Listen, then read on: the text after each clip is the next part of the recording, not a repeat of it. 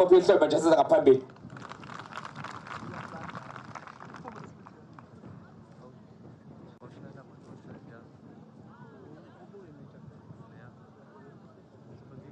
Sanibonani nonke mphakathi.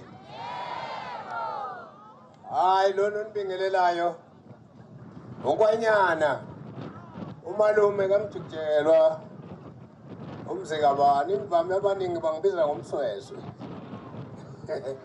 Ilokwanyana ke lona enivamisa ukumbona ngisho ekhasethini kaMjikelwa lovamisa ukuthi kumele lokhuza khombe phezulu eculweni lethu emalume. Cha ngizwe ubuhlungu nami ngokushona kwengane kadadewethu uMjikelwa.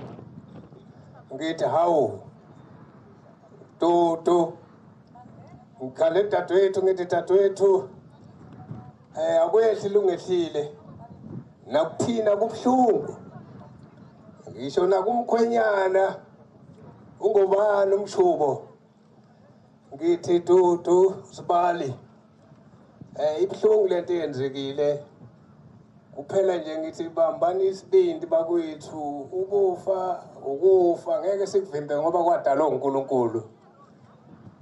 Angizosho lutho oluningi nje ngizosho lokho ukuthi cha impela ngithi inhliziyo zethu thina basemankwanyaneni zibuhlungu ngokushona komshana wethu. Ngeke sisho lutho ke ngoba sazi uNkulunkulu owaziyo. Ngicela ukubonga lapho.